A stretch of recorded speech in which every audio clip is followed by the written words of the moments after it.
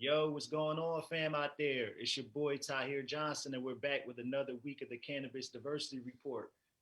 This week is super dope because I'm getting to turn it around and interview somebody that's normally out here showing love, putting everybody else on doing interviews. My brother, Andrew Farrior, Digital Venture Partners. What's good, bro? Man, it's a pleasure to be on here, bro. I love everything you're doing. I think this is the year we create our own voices, our own platform. So I love, all the progress you've been making over the last couple of months with this. Appreciate it, bro. That's what it's all about, man. We got to use our voices to uplift each other. And back at you, man. I definitely appreciate you. You fulfill one of my lifelong dreams, bro. Always, I think every young black person wants to be in black enterprise. So that was dope, man. Yeah, I Um, appreciate that, man. I was actually preparing for this. I was watching the conversation you had with Tucky last week. And man, he gives so much game just to hear y'all have a conversation and chop it up, man. It's like we got a brotherhood, even though we all scattered out across the country. It's like, we all keep tabs on each other and share opportunities. So man, I love seeing what you're doing. yeah, man, and that's really is one of the things that's dope, man. I think my vibe for 2021, I'm trying to be on is Ujima all year, man. Cooperative economics. So, that's what it's all about, fam. Speaking of that, digital venture partners. Talk a little bit about, what exactly. Tell people, folks out there listening, what exactly you do with digital venture partners. Yeah, so Digital Venture Partners, man, we're one of the only majority black owned portfolio companies. So what a portfolio company is just a company that has investments, interests, and partnerships in multiple brands, right? So if you look at like how Kaliva and the parent company is coming together for like Jay-Z's Monogram brand, and I think they own Carlos Santana's brand also. So we're just a collection of ideas coming into cannabis. Just to kind of give a little bit of a backstory, I was in the music industry for about 10 years. So, I worked for like Street Execs Management over in Atlanta. I worked for Universal Music, doing marketing for some of their labels and sub labels. And I just kind of had realized I was a perpetual contractor, and I had gotten really good at managing multiple projects or campaigns simultaneously because that was the job, right?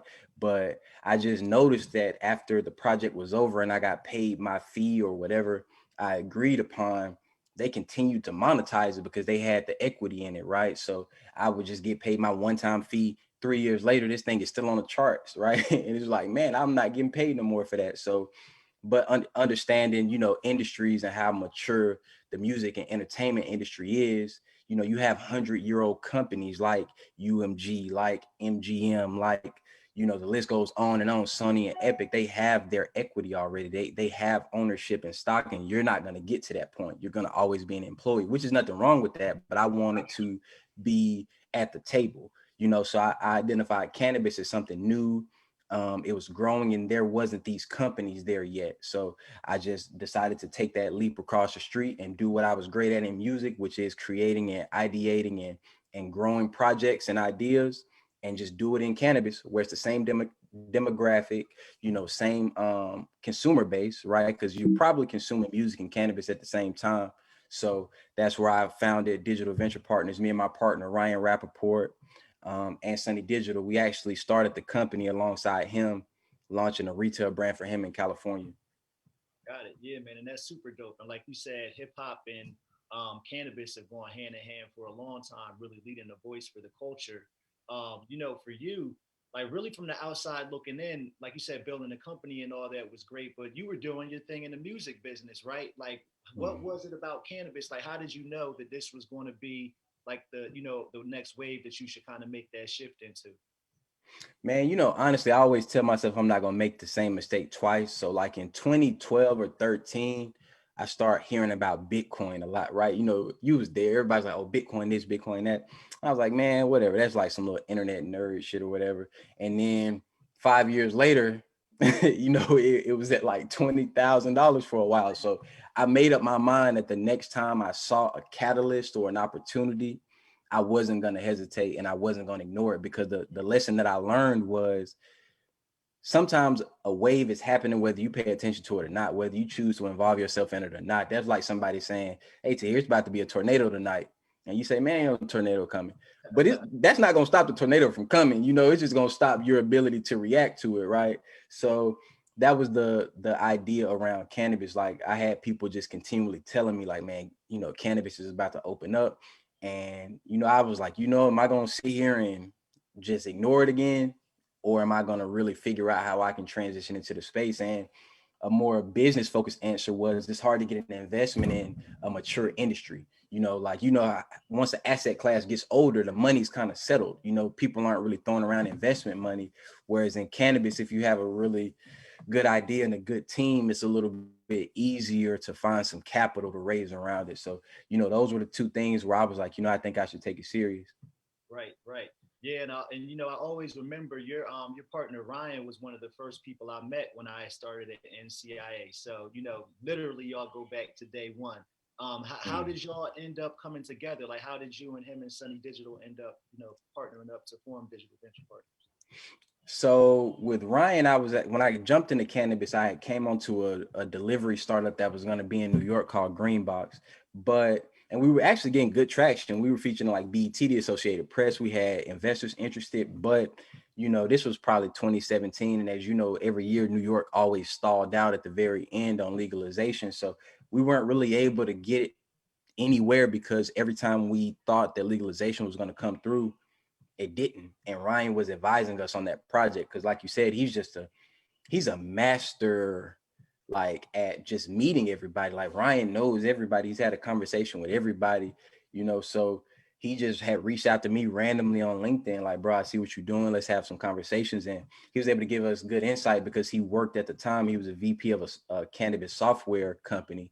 So he was just really plugged into like what type of software we may need, you know, what type of partnerships we could kind of build out and create to give us more leverage. So once I left that project, me and him just, you know, just came together on like, hey man, I have an idea for a portfolio company. And I had a relationship with Sonny just through reaching out to him through music.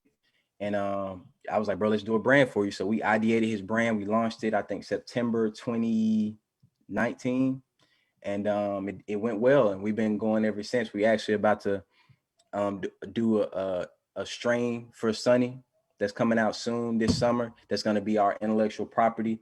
The genetics are created by a black grower, black cultivation team. So the entire supply chain is going to be black owned for Sunny's brand moving forward. So we super excited. Yeah, man. And you know, that in particular, even before I actually knew y'all, that's one of the things that I thought was dope. The fact and even looking at his story, right? Like you have somebody that's in the hip hop industry and now they're taking that influence, the money that they got, investing it, coming in and building this portfolio. I really think that needs to be a model that more people look at. I mean, and I see a lot of people trying to do it, but like as somebody who used to be a financial advisor, you always heard the stories about athletes, entertainers that you know that didn't figure out how to transition and save their money. So it's just dope to see. You know, what are some of the ways that y'all you know hope to inspire other like entertainers or athletes to try to you know help them do the same thing, and maybe some others you're working with? Right. So the thing about entertainers, you know, they have a lot of people in their pocket. So when you sign a record deal, most of the time, if you're a Kanye West, Rihanna level artist and you signed a major label deal, you're probably only getting 18 to 20% of, you know, what your album's generating. You know, if you're an artist who signed a deal with no leverage, you could be getting as little as 8 to 10%, right? And the average artist is somewhere between 12 and 15. So you build your brand and it's, you know, you got labels, you got publishing, you got management, you got agents, you got so many people who touch your money before you do. You know, we communicated, you know, whereas a cannabis partnership is where you're able to go directly and monetize that from your brand, right? So, you know, a TI don't have to give a cut of what he generates from his brand to Atlantic, right? You know, this is an opportunity for, you know, all the years you built up your brand and you got a relationship with these people directly, you can monetize that authentically through cannabis because your listeners do consume cannabis, right? And if you create a brand story that makes sense for them and they want to continue to support you as you go across the street, it's an opportunity for you to make money without having to pay a label, a manager, all of these people who may just be in your pocket because you signed a deal when you didn't have much leverage. That's what makes cannabis attractive to entertainers, the smart ones at least, right? And I remember my favorite artist of my lifetime is Tupac. I remember one of his last interviews, they had asked him why he was so heavy into the music game. I mean, into like the movie game at the end of his career. He was like, because that check comes to me. it don't go to Death Row, it don't go to Interscope. You know, when I signed a deal for a movie, it says Tupac Shakur at the top of it, you know, and that always stuck with me, you know, as I grew up within music and figured out how to get in the industry. It was like, if you can create something where you help the artists make their own money, they're gonna have a lot of respect for you. Yeah.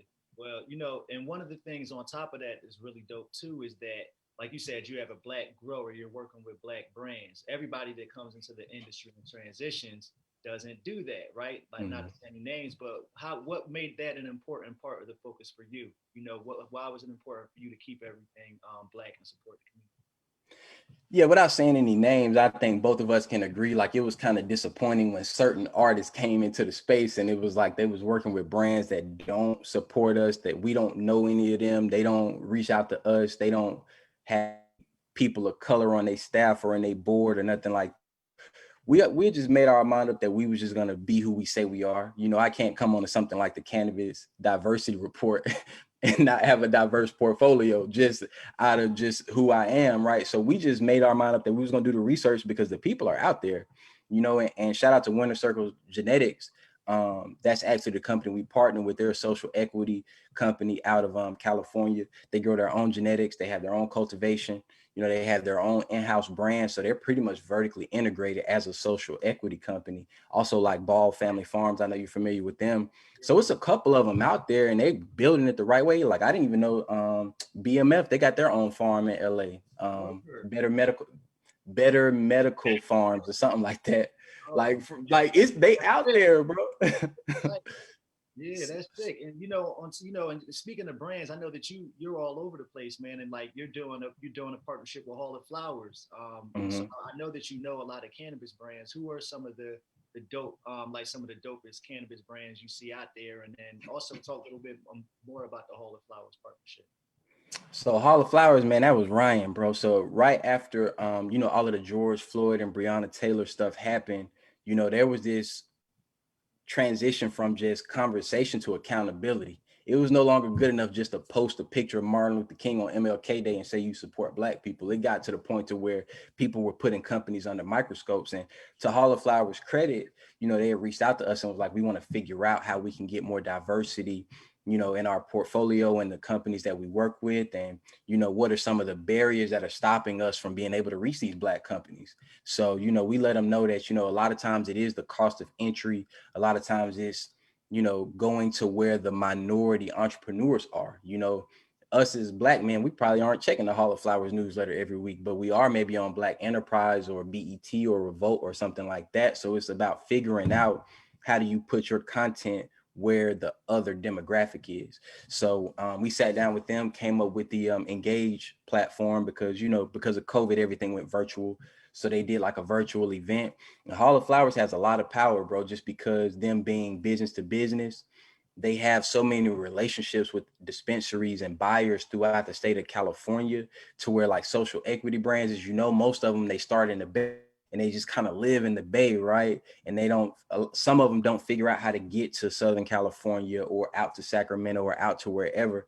And Hall of Flowers can do that because they have those relationships. So we just started finding some of the best brands that we felt like could stand up to any other brand. We didn't want to put them on there just because they were black, right? We wanted to, their marketing was on point. They already had good relationships. They had great business acumen, and they deserved an opportunity to spread outside of just their region. So we partnered with Hall of Flowers for that, man. We found that's how we got introduced to Winter Circles Genetics. They have a strain called PB&J, which is super potent. So we was like, this needs to be more places. And I think they went from like, don't quote me the exact number. I think they went from maybe 12 dispensaries to like 40 after being on Hall of Flowers platform. You know, they sold out their entire yield for a couple of months. Who else do we have? We've done a couple rounds. We've had James Henry on there. We've had Peaks, Jesse Grundy, who's, I think he's the first social equity company to go multi-state. He just went into Oklahoma's medical market with his brand, so he's multi-state now. So it's just really about partnering with Hall of Flowers and saying, you know, how do we find the best cannabis companies that y'all may be overlooking, but who deserve to be on the shelves everywhere, and, you know, just trying to actualize it. Absolutely, man. And it's really dope to see more of that going on in the industry, man. Like, same thing over here, like I did with the social equity scholarship program. I saw where, like you said, removing that barrier and taking it so that people that didn't have to, like, pay that $1,000 a year to be a member of the organization, it opened up so many resources and made so many connections. So it was dope to do that. Yeah, shout out to you for giving us one too. We gotta put the fam on. Like you said, everybody really deserves it, man. It's really, now that I'm thinking about it, I just happened to peek up for a second. It's here, it's inauguration, man. Today we got President Biden being sworn in, and especially the Vice President, the amazing Kamala Harris. Howard alum, like everybody knows. I keep saying it over and over. How's that feel for as a brother to see her coming in and really just the transition? What do you think about the political climate and how things are changing? She was actually my choice for president, man. Like if during the primaries we could have voted then, it would have been between her and Cory Booker for me. I was pretty fond of Andrew Yang also, though.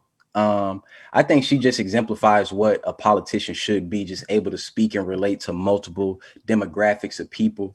I think she's going to do an amazing job, man. And I honestly think she's very well positioned to run for the office in 2024. I think the last administration obviously left a lot of things that they're going to have to repair and reconcile, but I think they're up to the task, and even Joe Biden, man, like he's run for president, like what, 4 times? Like, yeah. and never really got too far. He never made it to the nomination, so for him to finally at this point in his life to make it to the presidency, I think that's something it speaks highly of his character just to continually try, because to run for president and lose is kind of embarrassing. Yeah. So, I commend him and her for, sticking it out.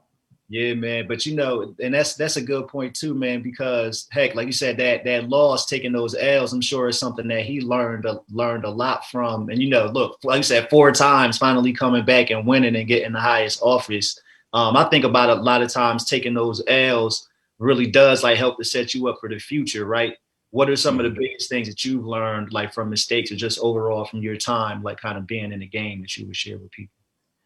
Man, the one piece of advice that I give everybody, and it took me like 30 years to figure this out, man, is just validating yourself before the process even plays out. And what I mean by that is I was really depressed in music for a while, because it's like I kept tying my value or how smart I was to how my business was going at the time. So when I would have a great year, man, you couldn't tell me I wasn't P. Diddy or Steve Stout, you feel me? But if I had a tough year and I had some setbacks, bro, I'm depressed, I'm sick, I ain't got a haircut in months. It's like, and I had to figure out how to get that balance where it's like, why am I allowing all of these outside factors to influence how I feel about me or my direction? So I tell people, when you come into cannabis or you start a new project, validate yourself before it even starts. If you say, I'm about to open a donut shop, be proud of yourself for doing it. Whether in 6 months you got a line around the block or you done had to board the windows back up, you said you was going to do it. You did everything you could to put yourself in that position to where the universe had to respond to you, and you got to wash your hands of it. Like certain things are out of our control. You know how it is as an entrepreneur, like when we go out for these licenses or we seek investments or we try to build these new ideas, it's only so much we can control, so everything that you can control, tell yourself on the front end, like, man, I'm about to do this shit. Whatever happens, happens, Yep. So that's the best advice I can give everybody, because if not, you're going to drive yourself crazy. Yeah, and you definitely come up in a like 2 tough games. Music is hard to get to break into too. How did you get started in the music industry? Man, I've been a serial entrepreneur, man. I'm 32 years old now, and I made my mind up when I was like 19 years old that I was gonna die an entrepreneur. Like, I'd rather make 50,000 a year working for myself than 500,000 a year working for somebody else. That's just where that's where I just feel the most fulfilled. It's not a monetary thing. It's not a thing about, being known or being popular. I just love the idea of creating something that wasn't there before I came up with it. So I opened a recording studio in my hometown in Anniston, Alabama, with one of my close friends, and it was doing great, bro. We was making like $4,000 a month, 19 years old, no kids, single. That's great money. You feel me? But we was in the hood. We was like in the ghetto. So they just kept breaking into it, stealing our equipment and shit. So it got frustrating. So we was just like, you know what, man, let's shut it down. He was actually an artist and producer. His name is London Blue. He's super successful now. We still super close. He's produced for like NBA YoungBoy, Kevin Gates, Rod Wave. He has like probably 6 or 7 platinum singles he's produced now as a producer. But at the time, he was trying to rap. And I was like, man, you know what? Just let me manage you, bro. I'm gonna be the homeboy manager. We're gonna figure it out. We figured it out, bro. We ended up getting him a record deal at UMG, and we put out a couple of EPs with them, and they were just and that's when he kind of figured out, like, man, I don't really like the rapping, bro. I like to just more so focus on producing. But I did a really good job of, you know, overseeing his projects, and they just hired me on directly at one of their independent companies. So I was just doing that for a while with them. So it was just, like I said, just put yourself in a position where the universe got to respond. Like, the original idea was, I'm gonna open a recording studio because we tired of driving to Atlanta to record music. So we opened the studio, and then from there it just was figuring out what's the next opportunity, bro. You know how it is. Yeah, It just kind of led me down the path of UMG. From there, I went to Street Execs. They managed 2 Chainz and Young Dolph, Travis Porter, all of those guys. You know, I was a marketing director over there for a little while, and then I just jumped into cannabis. right. And come, like you said, coming out of Alabama, man, what was cannabis culture like down there? I always thought of that as one of them places they might throw you under the jail if you get caught out there. Mm-hmm. Oh, it's still like that. Like, it's still fully illegal here. Like, Yeah. it's no change in the structure of it. People are still going to prison for it. People are still getting arrested for it as we speak. You know, Alabama is probably going to be the last state that has any type of meaningful change in cannabis legislation. That's why it was such a shock when Mississippi had passed medical, because, you know, they're more conservative than us. So Right. when we saw that they passed with like a 70% vote on the referendum, you know, that's when I knew it was about to be a real tide change, because the Deep South is super conservative, bro, super religious. You know, we don't even have a state lottery here. We might be one of the only states without a lottery. Wow. So yeah, like, Alabama's super conservative, bro. Yeah, well, that's what I was going to ask. So, like, even seeing like Mississippi turn medical, it doesn't look like there's any prospects for change out there. No, I don't think so, man. Just because, you know, and I don't like to speak down on anybody's political ideals, but normally if you either got a lot of money already and you want to keep the system the way it is so you can continue to generate money, or you've never really been anywhere but where you are, so it's kind of hard for you to see a different perspective. These people down here, for the most part, have never been to California. They've never been to Colorado. They've never seen a legal market. You know what I'm saying? So it doesn't even seem real to them. Yeah. Yeah, like, you know, somebody like me and you, we might be like, man, I'm going out to Cali. I want to put my hands on a dispensary shelf and see what this feels like. And then, you know, you take that information and you figure, you know, how to think. But down here, we don't see none of it. So I can't really blame people for feeling like that. But, you know, I don't think it's going to change no time soon. Right. Yeah. And that's the other thing, like you said, and black communities, especially in the South, are very conservative. And we've seen so much damage from the war on drugs that we kind of keep it far back too. So I definitely understand that. Right. I didn't even tell my grandparents. My mom told, I was mad. She was like, you know, Andrew, he big into the weed stuff. I'm like, why you like, they was like, well, Andrew, you know, if it makes sense to you, we support it. But like, even my grandma, and she's like, she got a master's degree from Talladega College. My granddad, he got a master's degree from Notre Dame. You know, so they're smart people, but, you know, they saw people's lives get ruined behind weed their entire life. So I don't blame them. But, you know, it's a new idea for most of us down here. Yeah, absolutely. Yeah. Yeah, man. And you know, you definitely are doing a lot of work to kind of change that stigma with some of the projects that you're doing, especially like with the media stuff. I know you got the Black Enterprise series going on. Like, you know, what's some of the other media projects that you got popping off right now? So we can't really announce them just yet. I can talk to you about it off camera, but we have a few partnerships we're going to announce next month. But basically our idea was, we want to figure out how to take the stories of Black cannabis business and culture and take it to the mainstream and be narrated through our lens, right? I don't want no camera crew just showing up in the hood and just taking it from their perspective and then delivering it to the people. We feel like we should have producers, narrators, hosts, actors who come from where we come from, and we tell those stories, right? Because in legal cannabis, we kind of on an island out here, bro. It's like we got, Marijuana Business Daily, Leafly. We got a couple publications, but we all, if you read that, you pretty much know what's going on. The person over here who reads, Forbes or Black Enterprise or Rolling Stone or whatever publication you like to follow, they don't see what we doing over here. And It's like, we don't lost in translation. We don't want one of their journalists to snoop over here for 2 hours and write about what they think we're over here doing, right? We'd rather go over there and tell it ourselves, right? So that's our idea around our portfolio of just media partnerships. The first one was Black Enterprise, which they're the largest Black business journal in the world. And, they took a chance on us because their readership is a little bit older. So they didn't really know how people were going to respond to us having cannabis conversations, but we're the highest rated brand on Black Enterprise. Yeah. So, we're moving forward with a virtual summit that we're going to have you on. You were one of our best episodes. People took a lot from what you had to offer. And, it's a lot of talent in Black business and career-minded people. But if you don't have that information, you can't go anywhere with it.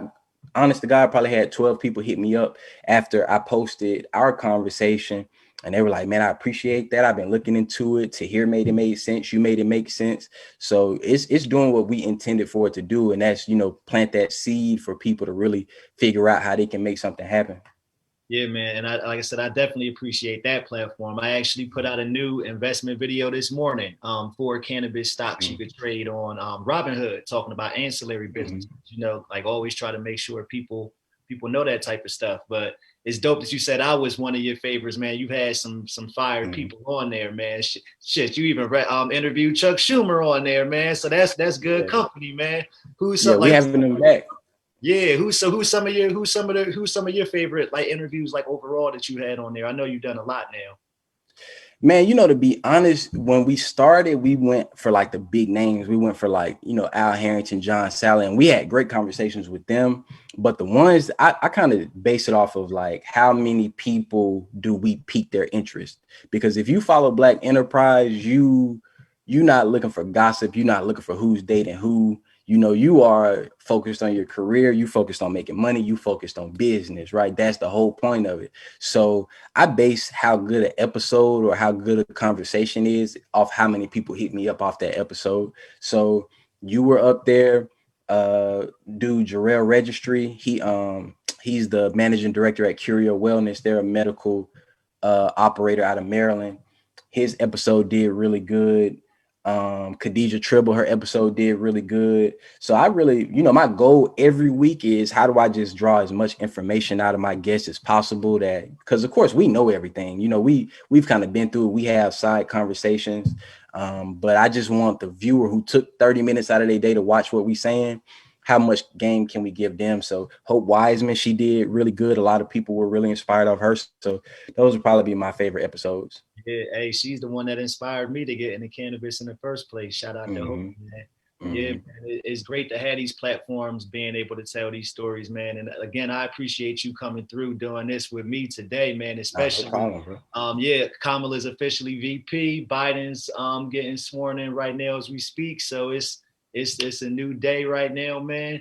Like before I let you go, tell everybody about what's some of the other stuff that we can look out for from Digital Venture Partners, and where can we follow you and find out more about DVP? This month upcoming, we're about to have a virtual summit on Black Enterprise. So we're gonna have Senator Schumer back on. We reached out to Cory Booker. We want to really figure out how moving forward into 2021, how we can put more information out around the new legal markets. So, New Jersey, Mississippi, I think, what was the other state? I think it was Montana that legalized on November 3rd. Montana, Arizona went recreational. So we just want to figure out, man, how do we, at this point where you have the opportunity to really insert yourself in a real way, how can we give out more information? So we're doing the Black Enterprise thing. We're going to continue to do the Hall of Flowers partnership. We actually we're about to relaunch Sunny Digital's brand, and we're about to launch a Black owned. We made our first investment in a social equity brand in California that we're announcing soon. That we're going to try to take multi-state. So, we just pretty much trying to contribute to the Black ecosystem with our money, with our time, with our leverage. and just try to bring more of us into the space, bro. Hey, that's sick, man. We need more of that, man. Ujima all day, every day, bro. Mhm. And what's the social media tags for Digital Venture? Where can they find you on the platform? You can find us on Instagram at Digital Venture Partners. You can find me at Pay Bishop on Instagram. And then if you have any questions, reach out to me on LinkedIn. I take time for everybody. We can have a conversation about however you want to get into the space. But yeah, I appreciate you having me on, bro. Yeah, man, absolutely, man. And last but not least, man, I know you talked about this a little bit, but what type of advice, what do you think for like young brothers? Like, what are some ways that our people should be looking at the cannabis industry, thinking about this, like for the future? Hmm. Man, I say, it's happening regardless, whether you pay attention to it or not. And it's an opportunity for ownership. It's an opportunity for mobility. And this is about to be, we both know it's about to be a multi-billion-dollar industry in the United States. And it would be a shame if we don't get a seat at the table. So I would say all of that talent that you have in music or real estate, you can figure out how to bring that over to cannabis, because we did through finance, through music. And now we have as many options as we can think of. Like, I think the whole point of entrepreneurship is options. You Yep. want to have as many options as possible. Somebody like you could get a license in whatever state you want. You can be a part of a board. You can start your own nonprofit because you got that leverage you built in cannabis, and it's so much room for you to do that. It's not as much room in other places. So I think we really need to take advantage of the idea of really creating something that can grow with the industry. Appreciate you again, bro, dropping them gems, man. Hope you all Man, no enjoyed it. problem, bro. All right, Andrew. I'll holler at you soon, bro. Yes, sir. Talk to you soon. Yep. Peace.